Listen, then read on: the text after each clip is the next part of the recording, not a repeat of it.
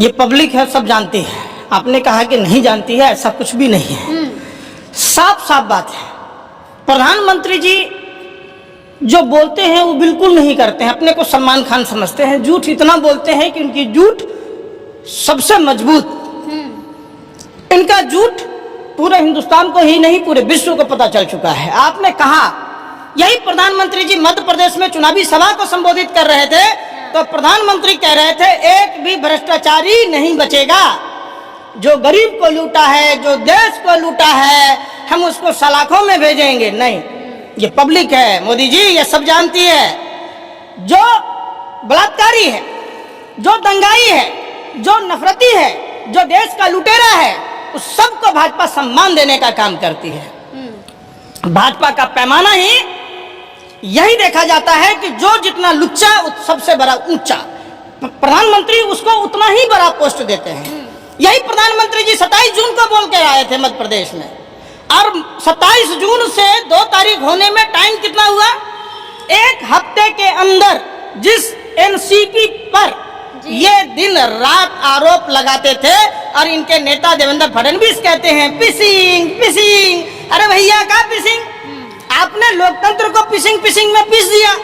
पूरे लोकतंत्र का गला घोंट दिया गया और मीडिया क्या दिखा रही है कि उनका आपस के मतभेद हैं। अरे मतभेद कुछ भी नहीं है, ये तो ईडी का कमाल है। जिस छगन भुजबल जो 2 साल जेल काट कर आए हैं 870 करोड़ रुपए के घोटाले में, उनको भी मंत्री बनाया गया है। अजीत पवार पर जिस पर आरोप था सिंचाई घोटाले का, पता नहीं क्या क्या घोटाले, लंबी फरियास्त थी, वो सब फरियास्त के बावजूद उनको डिप्टी सीएम बनाया गया।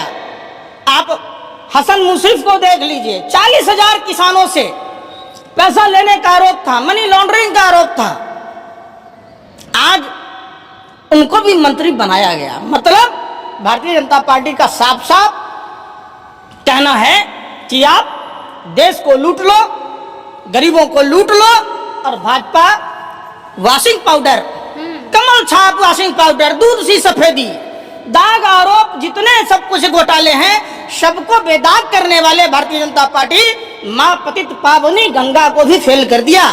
सर प्रधानमंत्री बोले हैं ना खाऊंगा ना खाने दूंगा, 2-3 दिन पहले ही बोले हैं ये बात। प्रधानमंत्री तो खुद ही 80,000 के मशरूम खा रहे हैं, दूसरे को भी खिला रहे, पैक करा के देश छोड़ने को मजबूर कर रहे। अंग्रेजों की नीति थी फूट डालो और देश पर राज करो। इनकी राजनीति है, इनका कहना है फूट डालो, देश को लूट डालो, बगैर सजा के छूट डालो, मौका मिले तो देश छोड़ के भाग डालो। और इसी कड़ी में आपने देखा होगा, लोगों ने देखा, शुभेंदु अधिकारी को देखा जिनका स्टिंग ऑपरेशन हुआ था।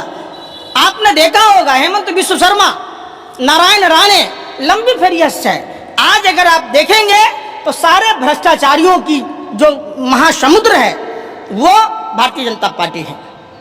पिछले साल देखा गया था कि शिवसेना एक तरीके से समाप्त मानी जा रही थी। इस बार देखा जा रहा है कि एनसीपी के 40 विधायक वहां चले गए हैं। सर समर्थन दे दिया है उन्होंने, ये भी समाप्त मानी जा रही है। क्या लग रहा है, समाप्त हो गई दोनों पार्टियां? सुनिए ना, कोई पार्टियां समाप्त नहीं हुई है, ये पब्लिक है। जनता के वोट से कोई भी पार्टियां विधायक उसमें चुनी जाती है, सांसद चुने जाते हैं। तो जनता है, जनता को सब पता चल गया कि मोदी जी जिस भ्रष्टाचार की बात कर रहे हैं वो खुद भ्रष्टाचार के सबसे बड़े आका के रूप में है, सबसे बड़ा सरदार हैं ये भ्रष्टाचारियों के। नहीं तो अजीत पवार को डिप्टी सीएम नहीं बनाया जाता, छगन भुजबल जी को मंत्री नहीं बनाया जाता, हसन मुशर्रफ को नहीं मंत्री बनाया जाता, आप शुभेंदु अधिकारी को नेता प्रतिपक्ष नहीं बनाया जाता, हेमंत बिश्व शर्मा को मुख्यमंत्री नहीं बनाया जाता, नारायण राणे को मंत्री नहीं बनाया जाता। तो ये पब्लिक है। चुनाव में 2024 के चुनाव में देखिएगा वो मौका रहेगा और भाजपा को भगा दिया जाएगा। सर शरद पवार भी यही कहते नजर आए हैं कि वापस से जो है पार्टी उठेगी, उद्धव सरकार के साथ मिलकर दोबारा से पार्टी जो है बड़े स्तर पे वापस आएगी। शिवसेना कब टूटी आप समझिए, ये शिवसेना की गोद में बैठ के सरकार चला रहे थे। शिवसेना से जो तय हुआ वो बाला साहब ठाकरे को उन्होंने धोखा दिया। जिस बाला साहब ठाकरे की बदौलत भारतीय जनता पार्टी का पूरा कुंभा बढ़ता गया, आज उन्हीं के बेटे को किस तरीके से क्रश करने के लिए। और दूसरी बात, कि जिस एकनाथ शिंदे, भावना गवली पर CBI, ED, income tax, Delhi पैसेंजरी का काम कर रहा था, अब ईडी का मतलब भारतीय जनता पार्टी का प्रवक्ता, सीबीआई का मतलब भारतीय जनता पार्टी का प्रवक्ता। तो ये समझिए कि ईडी, सीबीआई, इनकम टैक्स कर क्या रही है, ये पूरे देश के लोगों को पता है। इसलिए देश के लोग भारतीय जनता पार्टी से निजात चाहते हैं और ये 2024 में आपको स्पष्ट मिल जाएगा। इसका आपको मिलेगा कर्नाटक में, जैसे आपने देखा वैसे ही आप देखेंगे राजस्थान के चुनाव में, छत्तीसगढ़ के चुनाव में, मध्य प्रदेश के चुनाव में, तेलंगाना के चुनाव में आपको साफ साफ नजर आ जाएगा कि भारतीय जनता पार्टी का नामो निशान मिटा दिया जाएगा। सर, एक जो ट्वीट है बड़ा वायरल हो रहा है कि तेरा क्या होगा दाढ़िया, क्या संकेत कर रहा है सर? देखिए, ये निश्चित तौर पर एकनाथ शिंदे को हटाकर अजीत पवार को सीएम बनाएंगे।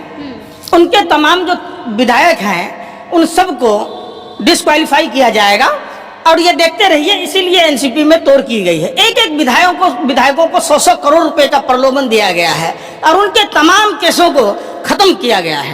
तो साफ और स्पष्ट है। संजय राउत भी यही कहते नजर आए हैं कि अब लग रहा है कि एकनाथ शिंदे जाने वाले हैं और अजीत पवार जो है मुख्यमंत्री पद पर आएंगे। देखिए, ये पूरे देश में सीबीआई ईडी का खेल खेलते हैं। ईडी नहीं कोई मौका मिलता है। जब जब मोदी सरकार डरती है, मोदी सरकार को ये पता है कि हमारा वजूद खत्म होने वाला है, इनसे वोटरों का मोहभंग हो गया है, तो ये अलग अलग, देखिए बिहार में ही देख लीजिए, जिस सम्राट चौधरी के लिए अयोग्य साबित करने के लिए भाजपा ने एड़ी चोटी का जोर लगाया था, उसी सम्राट चौधरी को भाजपा ने प्रदेश अध्यक्ष बनाया। बिहार में भी तो सर खेला हो सकता है। लगातार आज सुबह से यही खबर आ रही है कि महाराष्ट्र जैसा खेला बिहार में भी देखने को मिल सकता है। खेला तो 2024 में होगा, इधर डकैती हो रहा है, लोकतंत्र का चीरहरण हो रहा है।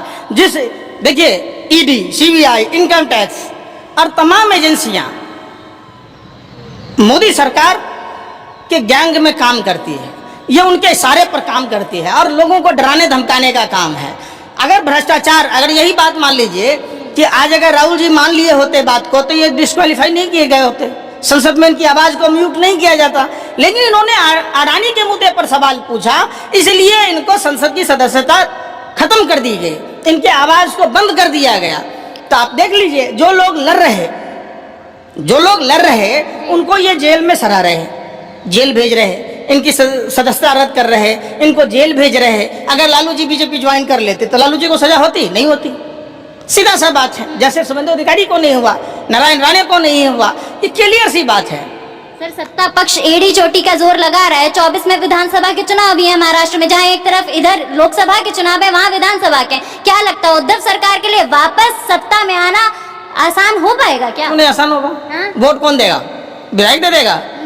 अरे एक बार गीले चावल में गलती से शक्कर क्या गिर गई, ये खीर समझ बैठे और देश की भोली भाली जनता ने वोट क्या दे दिया, ये अपने बाप की जागीर समझ बैठे देश को।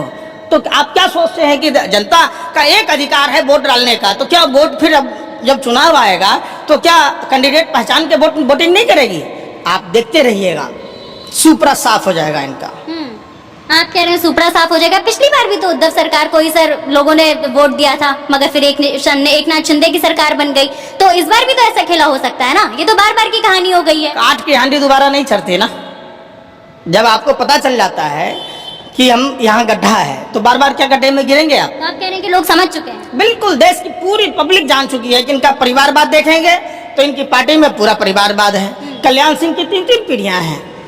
देवेंद्र फडणवीस के पिताजी भी जी फडणवीस थे, भाजपा में नेता थे। विजय गोयल के पिताजी थे। आप तमाम भाजपा नेताओं का देखिए, राजनाथ सिंह का देखिए, पंकज सिंह का, अमित शाह जी के बेटे को देखिए, तो तमाम ये चीजें परिवारवाद पर भी ये फेल हैं, ये महंगाई पर फेल हैं, ये बेरोजगारी पर फेल हैं। ये तमाम जो मुद्दे 2012, 13, 14 में ये उठाया करते थे, जिस समस्या का समाधान नरेंद्र मोदी जी के हाथों में था, जादू की छड़ी हुआ करती थी, वो खुद भारत के लिए एक समस्या बन गए। तो भारत के लोग इस समस्या का समाधान जरूर ढूंढेंगे। चलिए, एक आखिरी सवाल से मैं खत्म करना चाहूंगी। क्या लगता है 24 में उद्धव सरकार वापसी उभर जाएगी और महाराष्ट्र की जनता वैसे ही उनको लेकर आएगी जैसे पहले लेकर आई? निश्चित तौर पर महाराष्ट्र की जनता ठगी हुई महसूस कर रही है। जिस महाराष्ट्र का सत्ता में इतना हनफ था कि जो महाराष्ट्र बोलता था सत्ता में वही चीज हुआ करता था। एक दौर देखिए और आज का दौर देख लीजिए कि उस महाराष्ट्र के स्वाभिमान के साथ नरेंद्र मोदी जी ने सौदा किया है, व्यापार किया है। तो निश्चित तौर पर इसका करारा जवाब दिया।